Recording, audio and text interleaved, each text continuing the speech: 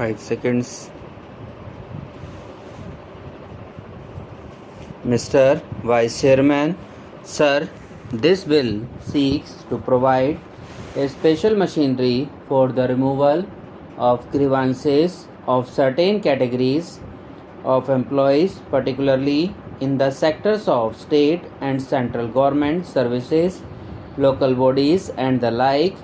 This is being done under the powers given, and the Parliament can make such a provision if they consider it necessary. The laudable objective behind this bill to have expeditious disposal of the day-to-day grievances of the employees, particularly what is called service matters. Service matters is a term which includes a lot of grievances in respect of service conditions, starting from remuneration to promotion, transfer, leave, rules, and things like that. I welcome this aspect that this bill makes provision to include all aspects of service conditions and makes provision for an employee to go to an administrative tribunal for seeking justice.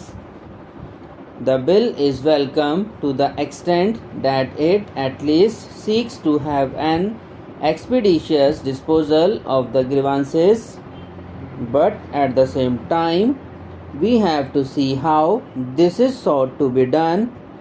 I would refer particularly to the composition of the tribunal, to which references have already been made, as has been pointed out by a number of previous speakers. This is a provision whereby not merely a person who is a High Court judge or a Supreme Court judge serving or retired can be made a member, particularly chairman or vice chairman, but a person at the level of a secretary, additional secretary, joint secretary, or even a person holding a post with a scale of pay not less than that drawn by any one of them also could be made a member of this tribunal, and even a vice chairman and a chairman if he satisfied certain conditions.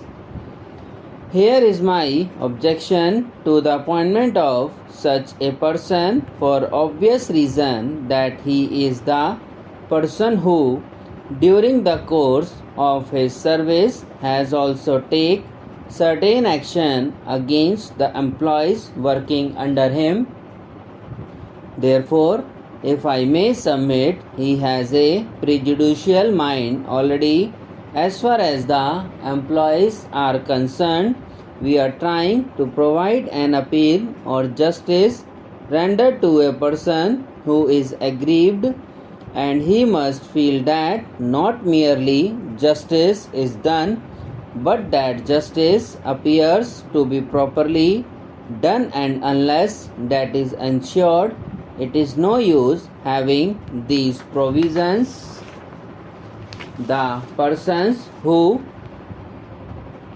constitute this tribunal have to be impartial, independent, and judicial. I cannot believe that a person who has served or who has been in service can be a person who can satisfy this qualification. The man has to act not merely fairly and justly, but he should not also act arbitrarily and mechanically without application of mind. This is very necessary if proper justice is to be done. Otherwise, the whole purpose, the laudable objective of this bill gets destroyed, gets nullified. That is why the proposal which has been made for reference of the bill to a select committee needs to be considered with all seriousness, and I hope the Home Minister would agree to that proposal. Regarding applicability of the bill, it was stated by the Minister that persons who are governed by the industrial Disputes Act, particularly in respect of matters which are covered by the Industrial Disputes Act, are not covered by this bill. This, in my opinion, takes away a large chunk of employees, particularly the industrial employees and even the employees of the local authorities who are governed by this act. There is not a single matter which cannot become an industrial dispute under the Industrial Disputes Act. Therefore, the coverage of this bill becomes less and it does not cover as many persons as is envisaged or as is sought to be made out by the minister. Then, as compared to the present way of getting the grievances redressed, the means of going to the High Court and other avenues will not be available now.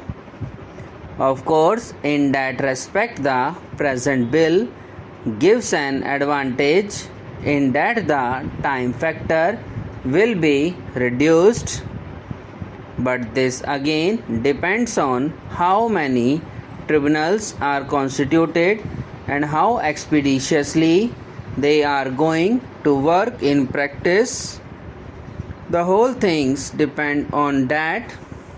Looking to the number of complaints, which I think is 62,000, the number of tribunals should be in proportion to this number so that the complaints are redressed as early as possible. This is as far as the period is concerned.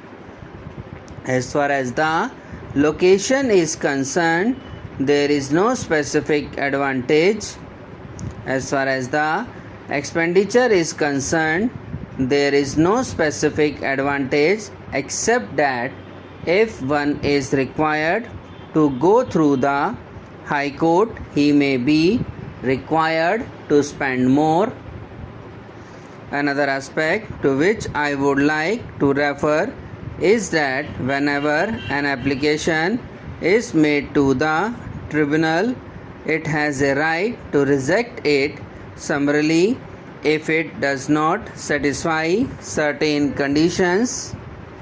After all, the tribunal should state the reasons for rejection of the application. Subscribe now and press the bell icon. Never miss an update.